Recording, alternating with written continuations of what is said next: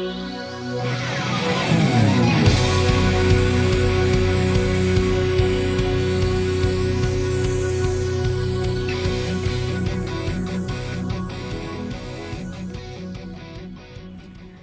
teman pemilih, kita akan memasuki tahapan pendaftaran bakal pasangan calon yang akan dimulai pada tanggal 4 sampai dengan tanggal 6 September 2020. Untuk itu, kita akan berbincang-bincang pada hari ini mengenai tahapan pencalonan. Narasumber yang akan menemani kita pada bincang-bincang pada hari ini adalah anggota KPU Provinsi Kalimantan Barat, Bapak Erwin Irawan. Apa kabar, Pak? Alhamdulillah sehat, Bu Yuli. Oke, selamat sore ya Pak ya. Nah, langsung saja nih Pak untuk pertanyaan yang pertama. Persiapan-persiapan apa sih Pak yang dilakukan oleh KPU dalam menyambut tahapan pendaftaran bakal pasangan calon ini Pak? Baik, terima kasih bahwa memang tahapan sekarang adalah tahapan pencalonan untuk 7 kabupaten ini, Mbak Yuli, yang ada pilkada di Kalimantan Barat. Jadi kawan-kawan di KPU di kabupaten ini mereka telah melakukan beberapa persiapan, melakukan sosialisasi kepada partai politik, terus melakukan simulasi bagaimana mekanisme nanti pada tanggal 4 sampai tanggal 6 ini dalam menerima calon-calon saat mendaftar. Ada hal-hal yang memang perlu diketahui oleh para kandidat calon di 7 kabupaten kota berkenaan dengan syarat sebenarnya. Syarat-syarat yang menjadi syarat untuk jadi kepala daerah ini kan di dalam PKPU pencalonan itu ada 2 syarat, di mana syarat tentang syarat pencalonan dan syarat calon. Nah, 2 syarat ini mutlak harus dibawa saat pendaftaran tanggal 4 sampai tanggal 6. Yang dimaksud dengan syarat pencalonan itu adalah harus ada rekomendasi dari partai yang bersangkutan, dari partai pusat berkenaan siapa yang direkomendasi oleh partai itu untuk jadi calon pada daerah pemilihan itu. Yang kedua, misalnya berkenaan dengan partai-partai pengusung. Partai-partai pengusung ini minimal syarat yang perlu dipenuhi itu adalah 20%. 20% dari jumlah kursi anggota dewan hasil pemilu 2019 kemarin.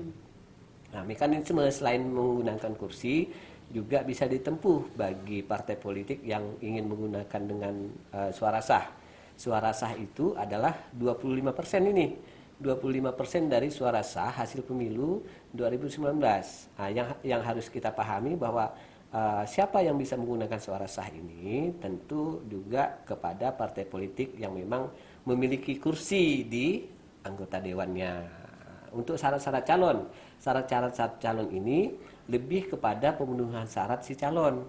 Misalnya kalau calon gubernur atau calon bupati. Kalau calon bupati ini kan ada batas minimal umur. Kalau gubernur itu minimal umurnya 30 tahun, kalau calon bupati itu minimal umurnya 25 tahun. Ya syarat-syarat seperti biasa, bertakwa kepada Tuhan Yang Maha Esa, terus dia harus mengisi surat-surat formulir pencalonan yang sesuai yang ditentukan di PKPU pencalonan, PKPU 3 itu, terutama berkenaan dengan pasal 4 itu banyak rentetan yang harus memang formulir-formulir mana saja yang harus mereka siapkan, persyaratan-persyaratan mana saja yang harus mereka lengkapi. Salah satunya misalnya ada surat kesehatan jasmani. Kesehatan jasmani dan rohani ini tentu pemeriksaan kesehatannya ini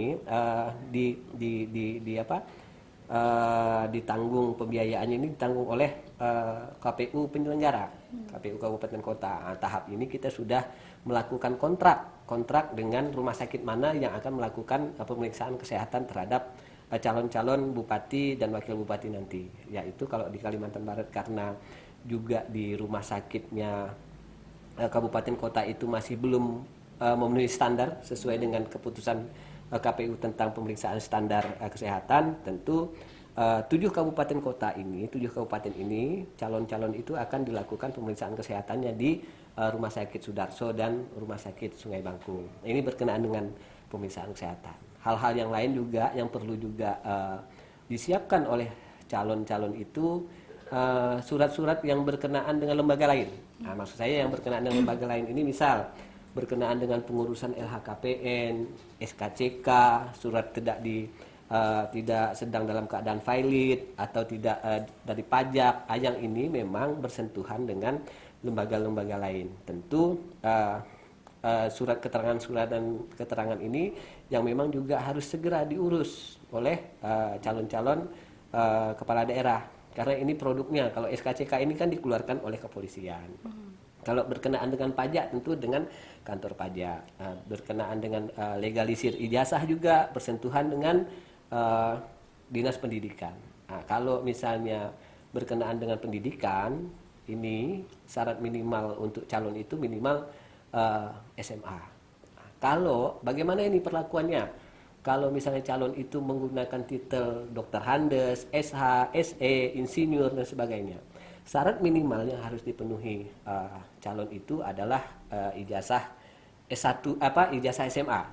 Kalau dia menggunakan gelar Dokter Handes atau dia menggunakan titel-titel S1-nya, paling tidak dia harus menyampaikan ijazah fotokopi ijazah legalisirnya, ijazah S1 dan S2. Tapi kalau dia menggunakan titel Dokter Handes, kalau dia itu tidak melampirkan ijazah S2, S1-nya, maka dia hanya menggunakan misalnya gini, Erwin Irawan Esos misalnya kan. Nah, saya harus menyampaikan ijazah legalisir, ijazah S1 saya dan SMA saya. Tapi kalau saya tidak melampirkan ijazah S1, maka nama saya hanya pakai Erwin Irawan saja. Berarti sampai di pendidikan terakhirnya minimal itu SMA. Nah, ini yang memang juga harus bagi calon-calon yang punya gelar-gelar. Kalau gelarnya itu juga mau dimasukkan di dalam itu, ini akan berpengaruh terhadap nama-nama yang di biodata. Bisa saja nanti terhadap surat suara. Atau syarat-syarat yang lain, tidak pernah terpidana, tidak pernah diancam hukuman 5 tahun atau lebih. Ini yang tidak bisa, atau tidak pernah melakukan perbuatan tercela. Nah, ini yang nanti surat-surat keterangannya itu bisa dikeluarkan dari kepolisian berkenaan dengan SKCK itu. Ada hal-hal yang baru saya pikir berkenaan dengan standar COVID ini. Setelah PKPU yang dikeluarkan, ini ada perubahan dari PKPU masalah pencalonan. PKPU masalah pencalonan tentu ada perubahan-perubahan terhadap mekanisme saat COVID. Kalau di perubahan PKPU 9 itu perubahan tentang PKPU 6 yang harus dilakukan oleh calon pada saat ini di luar dari pemeriksaan kesehatan ini. Jadi kita kawan-kawan di kabupaten kota ini sudah mulai bersosialisasi kepada calon-calon, kepada partai politik. Jadi ada yang harus dilakukan, ini swab mandiri namanya, swab mandiri. Jadi PCR. Jadi calon-calon ini harus melakukan PCR, tes PCR, swab mandiri. Ini yang harus dilampirkan selain syarat calon, syarat pencalonan yang berkas-berkas sesuai dengan pasal 4 PKPU pencalonan itu tentu harus juga melampirkan untuk swab ini. Swab dia hasil pemeriksaannya positif atau negatif. Nah, ketika dia negatif, maka pemeriksaan kesehatannya bisa dilakukan kalau dia tanggal 4 bisa dilakukan pemeriksaan tanggal 5, tanggal 6. Kalau dia memang sudah terindikasi positif terindikasi virus corona, maka dia bisa tidak hadir saat pendaftaran. Dia bisa tidak hadir saat pendaftaran, maka yang bisa hadir yang partai politiknya saja. Bagaimana untuk melakukan verifikasi terhadap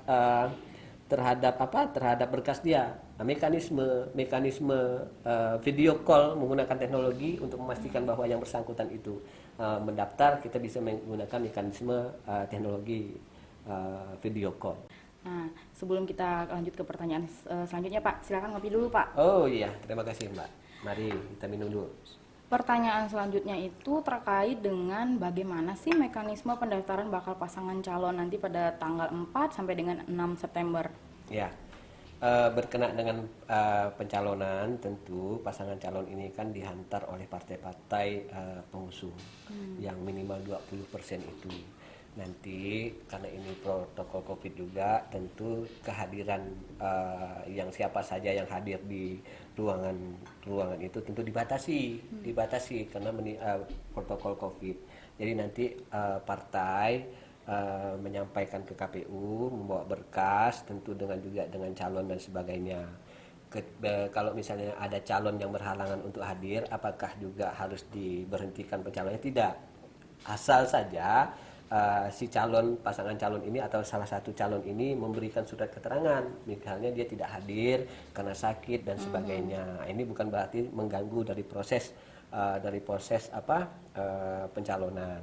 Ini nanti berkas disampaikan, nanti akan dicek. Jadi partai-partai nanti akan membawa SK ke pengurusan mereka. Nah, jadi ada mekanisme yang harus juga dilakukan oleh partai. Mereka harus menyiapkan SK partai politik yang harus mereka bawa untuk mencocokkan apakah SK ini adalah sesuai dengan kepengurusannya, terus apakah ini SK kepengurusannya ini adalah SK yang diakui oleh pengurus pusat. Tentu ini kan mekanisme ADRT partai berlaku. Jadi SK tingkatan mana nih SK partai politik dikeluarkan, bisa saja SK politik itu langsung dari DPP mengeluarkan SK kabupaten, ini kan mekanisme partainya. Nah, untuk KPU untuk mengecek apakah SK yang dibawa itu sesuai dengan SK yang juga direstui pengurus pusat untuk melakukan pencalonan. Nah, ini bisa dilihat nih, nanti kita kawan-kawan kabupaten kota ini akan membuka sipol namanya di info pemilu. Info pemilu itu sudah bisa kita lihat, sudah bisa kita lihat bahwa SK mana yang diserahkan oleh partai politik di tingkat pusat ke KPU RI. Jadi KPU RI sekarang sudah mengupload di sipol itu sudah diupload SK partai. Nah, jadi nanti KPU Kabupaten Kota akan melihat selain SK itu siapa pengurusnya, ini akan untuk pembanding. Misalnya, SK mana akan dilihat nih sesuai tidak SK partai ini yang dibawa sesuai dengan yang disampaikan oleh partai politik di tingkat pusat ke KPU RI. Ini adalah salah satu untuk memudah di dalam kita memastikan SK-SK yang memang kepengurusan partai politik, sehingga kepengurusan yang menyampaikan pencalonan itu tidak bermasalah nantinya, sehingga partai politik ini memang diakui oleh kepengurusan partai politiknya. Nah, bagaimana dengan pasangan calon perseorangan? Nah, dulu kan pernah kita bahas waktu pasangan calon perseorangan dari 3 kabupaten kota, dari 3 kabupaten Sekadau, Kapuas Hulu dan Ketapang. Kemarin itu yang melakukan perbaikan itu hanya di Kabupaten Ketapang. Nah, setelah tahapan verifikasi faktual yang telah dilakukan verifikasi terhadap dukungan perbaikan, maka si calon ini tidak bisa memenuhi syarat minimal. Jadi untuk di 7 kabupaten kota Kalimantan Barat, ini pasangan calon perseorangannya sudah dilakukan verifikasi dan tidak ada satupun kabupaten kota yang calonnya ini memenuhi syarat untuk mendaftar. Jadi 7 kabupaten kota tentu diusung oleh partai politik atau menggunakan suara sah. Bagaimana mekanisme ketika memang nanti ada salah satu kabupaten yang memang hanya mendukung salah satu calon misalnya kan, tidak ada pembanding. Nah, ini ada yang sudah diatur di dalam mekanisme pencalonan. Nanti tahapan ketika sudah memang tidak ada sama sekali, hanya satu calon saja yang mendaftar di KPU, tentu ada mekanisme tentang perpanjangan waktu terhadap dilakukan sebanyak berapa kali itu, Pak? 3 hari perpanjangan waktu dibuka. Kalau misalnya tidak ada pendaftaran kembali, tentu akan ditetapkan sebagai calon tunggal. Berarti dilakukan 1 kali lagi masa perpanjangan pendaftaran. Masa perpanjangan pendaftaran. Nah, dilihat KPU tentu akan mengubah tahapan masing-masing di kabupaten kota terhadap tahapan perubahan pendaftaran pencalonan ini. Nah, berkenaan dengan calon ini, tentu tadi itu yang memang perlu disiapkan juga nih. Ketika dia sudah diterima, tentu keluarlah bukti tanda terima dari KPU dan dia bisa untuk melanjutkan tahap berikutnya. Tahap yang berikutnya yang harus dilakukan oleh calon itu adalah terhadap pemeriksaan kesehatan. Nah, pemeriksaan kesehatan itu kami selalu menghimbau kepada calon-calon itu siapkan fisik, karena nanti kan banyak pemeriksaan kesehatan itu, banyak rangkaiannya, dari dia harus berpuasa dari mulai jam sekian sampai jam sekian. Nah, ini kita minta kawan-kawan kabupaten kota ini untuk mensosialisasikan ke partai, sehingga partai-partai juga bisa menyampaikan ke calon-calon yang mereka usung. Nah, misalnya berkenaan dengan dia harus membawa baju olahraga, pas foto warna 4x3 dan sebagainya, itu yang juga menjadi persyaratan administrasi surat keterangan nanti. Nah, ini yang memang calon juga harus bisa menyiapkan diri untuk pemeriksaan kesehatan, karena rangkaian kesehatan ini kan ada 2 tempat. Nanti setelah dia periksa di Rumah Sakit Sudarso selesai, maka dia akan berpindah ke Rumah Sakit Sungai Bangkung, yang dua rumah sakit ini yang memang disiapkan untuk melakukan pemeriksaan kesehatan. Nah, hal-hal yang berkaitan tadi dengan prosedur swab tadi itu, ketika memang tadi dia berhalangan, tentu ini akan berpengaruh juga terhadap penetapan calon, terhadap nomor urut. Nah, ini apabila misalnya ada salah satu kabupaten itu yang memang ada 3 pasangan calon, 2 pasangan calon ini misalnya tidak terindikasi dari virus corona dan sebagainya. Yang satu pasangan calon ini mungkin bisa terindikasi dengan virus corona karena harus melampirkan hasil swab saat pendaftaran itu, maka mekanisme pemeriksaan kesehatannya itu akan ditunda sampai dengan batas akhir. Biasanya kan diberikan isolasi mandiri. Setelah 14 hari isolasi mandiri dia, maka pemeriksaan kesehatannya itu baru dilanjutkan. Bagaimana dengan 2 pasangan calon tadi itu yang sudah lengkap dan sebagainya? Tentu proses normal penetapan dia sebagai calon peserta pemilu tetap dilanjutkan. Proses berkenaan dengan pencabutan nomor urut terus dilakukan. Bagaimana dengan satu calon ini yang masih di dalam masa pemeriksaan kesehatan, sementara tahapan itu tetap berjalan? Maka nomor urut itu dia akan mengikuti 2 pasangan calon sudah mencabut nomor urut. Nomor urut sisa itu akan diberikan kepada yang kita mekanisme pencabutan nomor urut ini sudah tetap berjalan. Jadi ini sudah diatur semua di dalam PKPU yang ada. Jadi persiapan kawan-kawan di kabupaten kota ini alternatif ini kan biasanya sistem berkenaan dengan Sipol itu tetap menjadi rujukan kita juga, selain juga nanti ketika ada permasalahan SK kita harus menghubungi helpdesk di KPU RI untuk memastikan legalitas partai politik yang melakukan pencalonan. Oke. Nah, ini kan ada peraturan KPU yang terbaru nih Pak, baru keluar, yaitu nomor 9 dan nomor 10 tahun 2020. Ada nggak Pak info-info terbaru mengenai pelaksanaan pemilihan serentak di masa pandemi COVID-19? Oh iya, tadi berkenaan dengan pencalonan tentu di PKPU yang perubahan terhadap PKPU 6 itu ada yang mengatur bahwa calon itu harus swab. Ini sudah ada memang diatur di pasal 50A, 50B dan 50C itu. Ini mekanisme yang berkenaan dengan protokoler. Jadi 50A itu di ayat 1 dan 2-nya itu memang bakal calon yang mau mendaftar tanggal 4 dan tanggal 6 ini dia harus yang tadi Pak ya, swab mandiri harus itu. swab mandiri. Ini untuk biar indikasi awal terhadap virus corona ini. Ada juga yang peraturan PKPU, perubahan dari PKPU 6 ini kan mengatur, PKPU 6 ini kan berkenaan dengan protokol COVID. Di situ ada data pemilih, di situ ada pencalonan, di situ juga ada masalah kampanye. Ada peraturan PKPU yang baru yang keluar ini juga ada perubahan-perubahan terhadap kampanye. Kalau dulu alat peraga kampanye itu atau bahan-bahan kampanye itu bisa orang menyediakan baju, topi, gelas, mug dan sebagainya, bolpen, payung, topi. Ini di dalam peraturan itu sudah ada yang mengatur bahwa juga alat peraga kampanye itu bisa berupa masker, berupa sarung tangan, berupa hand sanitizer. Ini yang memang diperbolehkan ini mereka untuk membuat alat peraga itu, sehingga dalam salah satunya berkenaan dengan COVID. Menyesuaikan dengan kondisi ya. Ini kan ada banyak manfaatnya nih, masker itu bisa digunakan. Tapi terus berkenaan dengan jumlah pertemuan terbatas peserta. Sekarang di PKPU itu maksimal 50 orang loh. 50 orang dan diatur 50 orang ini jarak mereka ini minimal 1 meter. Demikian juga dengan pertemuan rapat umum. Rapat umum itu juga dibatasi maksimal 100 orang dengan jarak misalnya 1 meter. Bisa pertemuan di tempat terbuka ini kan biasanya seperti adanya bazar, Pentas adanya seni gitu seni, ya, pentas seni, perlombaan, senam dan sebagainya. Ini sudah tetap diatur nih. bisa dilakukan gitu Tetap ya. bisa dilakukan, tapi tetap mengacu terhadap protokol COVID itu penting. Nah, jadi hal-hal ini sambil juga kita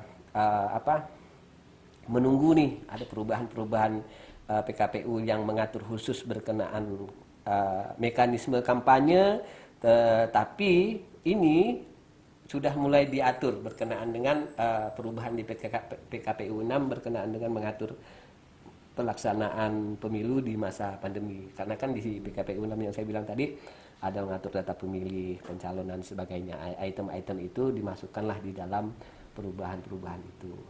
Seperti nanti jumlah spanduk. Kalau umbul-umbul dulu itu, umbul-umbul dulu kan pengalinya itu sampai ke desa. Nah, ini sekarang pengalinya hanya sampai kecamatan.